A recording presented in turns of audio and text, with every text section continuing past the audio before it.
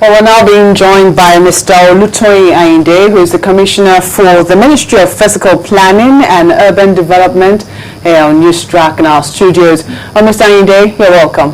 Thank you. Good afternoon, viewers. Well, 8 volumes, and they say they examined the cases of 130 buildings between 2007 and 2013, and now their work is completed. A host of people are wondering what's next. What should we expect after now? Now, the first thing is to know that in government there's a process. The reports have been submitted, as you have had there, in 8 volumes.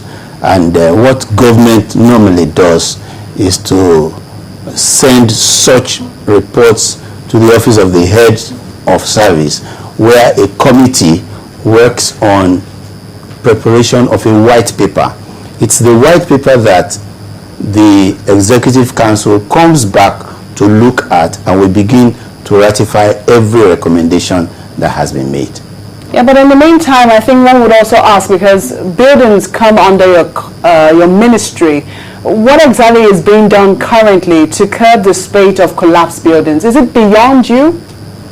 Well, the first thing to ask is which buildings are collapsing most, and we find out that these are some of the buildings that were built about 35 years ago, when knowledge of building wasn't as much as we have now, when care was not taken as much as we have now. For example, there are areas that ought to have been built with pile foundations, areas that were susceptible to flooding. There are areas like Adeniji Adele, for example, where there wasn't virtual land before. It was the creation of the third mainland bridge that made room for that patch of land.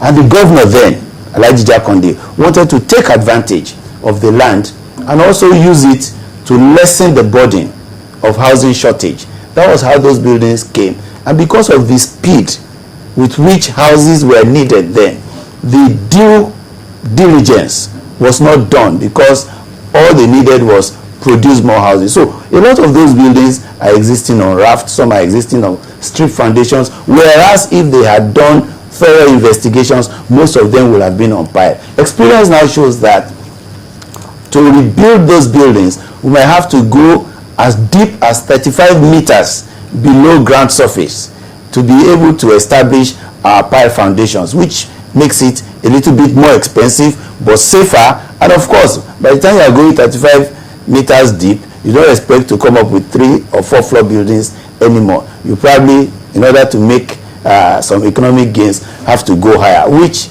is the way the government is going right now.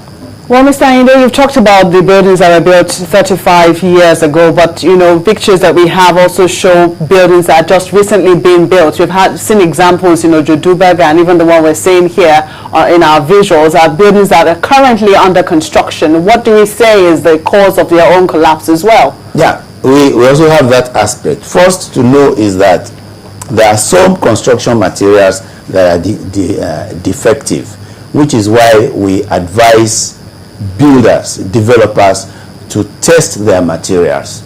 And you find that most corporate organizations constructing don't get involved in collapsed buildings. It's the individuals who still delay. There are people who start their construction at 7 p.m. in the night when they are sure that government offices are closed. By the time you get there the following morning, it's already at the DPC level. So we have those who build watching when government is at work, not building at that time, and then they construct. The last collapse we had in Lagos Island, the general manager of the Building Control Agency was on that street particularly, and was trying to evacuate people from buildings that were distressed.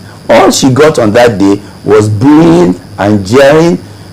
After she left, the very building in front of which she parked was the one that came down. So we are also monitoring some of these things, and we are asking people to move out. We've had cases where we have shut down buildings, and then in the night we have people break into them. That's why we occasionally seek the help of the police to forcefully eject them, as it were, so that we may save their lives and let them not die in those buildings. Well, Mr. Olutoyin Ayinde, I have to thank you very much for coming on Newstrack. Thank you for joining us. I have been speaking with Mr. Olutoyin Ayinde, who is the Commissioner for the Ministry of Physical Planning and Urban Development here in Lagos State.